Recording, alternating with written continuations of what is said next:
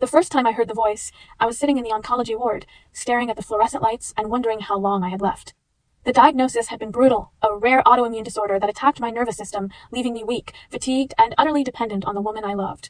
Lucy had been perfect. She had held my hand through the endless tests, the sleepless nights, the moments when I wanted to give up. She had been my rock, my anchor, my reason to keep fighting. And then the voice came. It was cold, mechanical, and utterly relentless. It spoke in my head with a clarity that terrified me. She's cheating on you. She's been cheating on you since the day you were diagnosed. I dismissed it and I told myself it was the medication, the stress, the fear that I told myself that Lucy would never do that to me, that we had been together since we were children. We knew each other better than anyone. She was my soulmate. But the voice didn't stop. Her intern, the one who's always working late, the one who just happens to be at the same events. They've been sleeping together for months. I tried to ignore it. I tried to focus on my recovery. I tried to believe that the love we had built was strong enough to survive anything. Until tonight. The doorbell rang at 2:17 a.m. The sound sliced through the silence of our apartment, jolting me out of a restless sleep.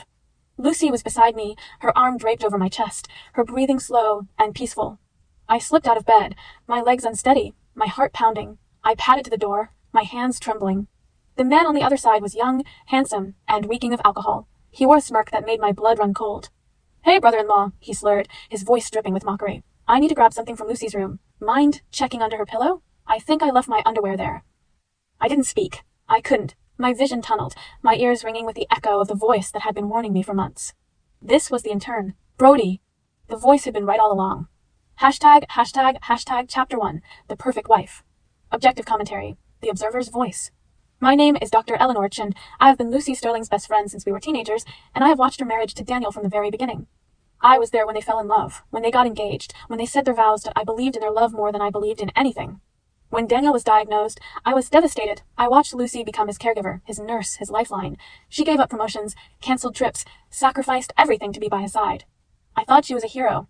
But I also noticed something else. Something I didn't want to admit.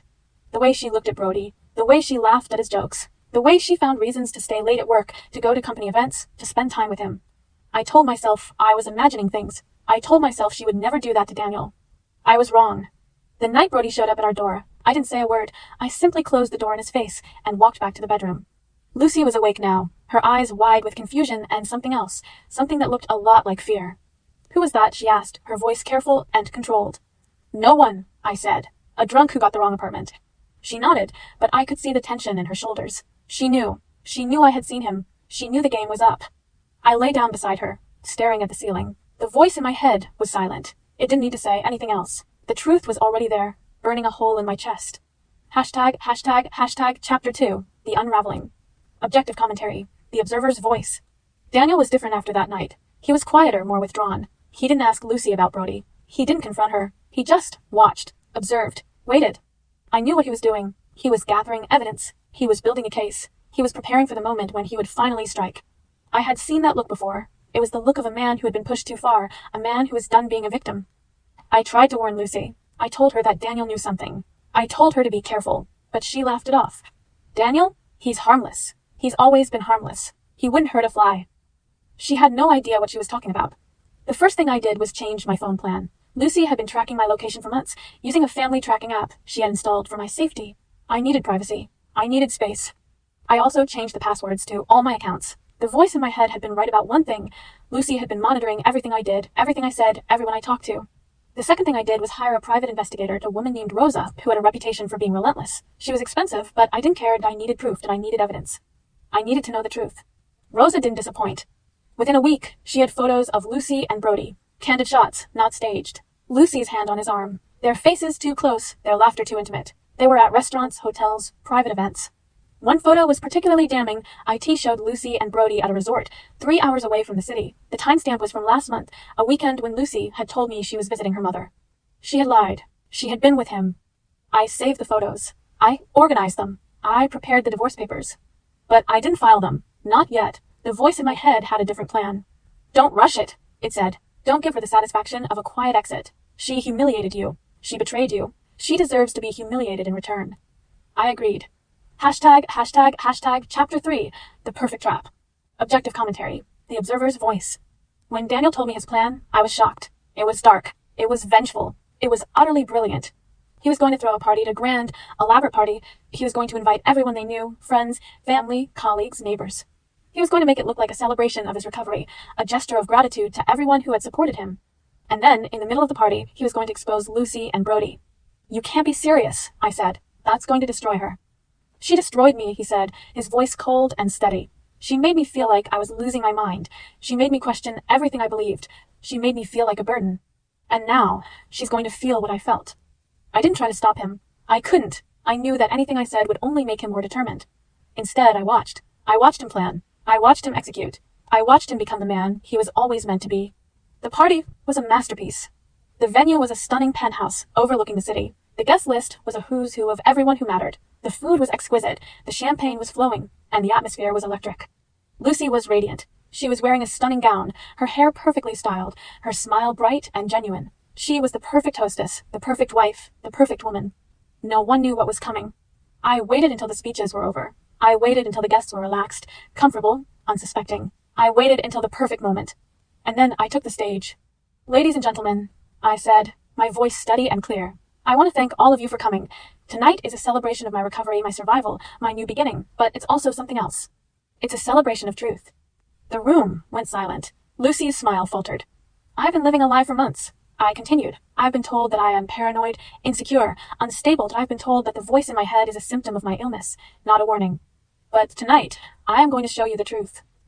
I pulled out my phone. I connected it to the projector. The screen filled with photos. Lucy and Brody at the resort. Lucy and Brody at the hotel. Lucy and Brody in intimate moments that left nothing to the imagination. The room erupted. Gasps, whispers, shouts. Lucy's face went white. Brody's face went red. He tried to run, but the security guards I had hired were already blocking the exits. "You see," I said, my voice calm and measured, "Lucy has been having an affair with her intern. She has been lying to me, to you, to everyone. She's been using my illness as a cover for her betrayal." Lucy lunged at me, her face twisted with rage. "You monster! You set me up! You planned this!" I caught her wrists, holding her steady. "You planned this, Lucy. You planned to destroy me. You planned to make me feel worthless. You planned to use me and discard me. And now, the world knows the truth." Objective commentary. The observer's voice. I watched Lucy's world collapse. I watched her reputation crumble. I watched her lose everything. Her husband, her friends, her future. It was brutal. It was devastating. It was exactly what she deserved. Daniel walked away from the party without looking back. He got in a car and drove away, leaving the wreckage of his marriage behind. He didn't cry. He didn't laugh. He just left. I stayed behind. I watched Lucy fall apart. I watched Brody try to escape. I watched the guests file out, their faces masks of shock and disgust. And I realized that Daniel had won. Not because he had exposed his wife's affair, but because he had finally found the strength to walk away. He was free, and nothing would ever hold him back again. ####Chapter 4, The Aftermath. Objective commentary. The observer's voice. The fallout was swift and merciless. Lucy was fired from her job. Her friends abandoned her. Her family disowned her. She was a pariah, a ghost, a cautionary tale. Brody was also fired. He was blacklisted from the industry. His career was over before it had even begun. Daniel, meanwhile, became a hero. People who had once pitted him now admired him. He was a survivor, a fighter, a man who had refused to be a victim. But he didn't bask in the glory. He didn't celebrate his victory. He simply moved on. I asked him once, after everything had settled down, if he had any regrets. "No," he said. "I regret nothing. I loved her. He trusted her. And she destroyed that trust. But I'm not the one who lost. She is." ###Chapter 5, The Healing. Objective commentary. The observer's voice. Healing didn't happen overnight. It took months. It took therapy, medication, and a willingness to confront the painful truths. But Daniel did it. He rebuilt his life, piece by piece. He reconnected with old friends, pursued new passions, and found a purpose that had nothing to do with Lucy. He also found love, real love, a woman who respected him, valued him, and cherished him, a woman who would never dream of treating him the way Lucy had. Lucy, meanwhile, spiraled into obscurity. She tried to rebuild her life, but no one would hire her. No one would trust her. No one would even talk to her. She was a cautionary tale, a warning to anyone who thought they could betray the people who loved them and get away with it. ###Epilogue. The day the voice went silent. It has been 3 years since the party. 3 years since I exposed the truth and walked away.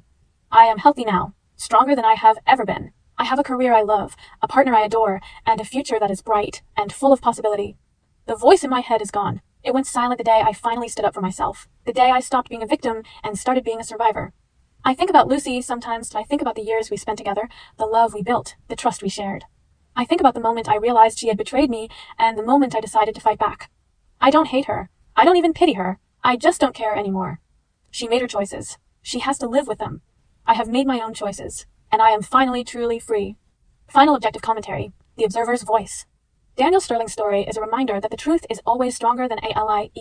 IT is a reminder that no matter how far you fall, you can always rise again.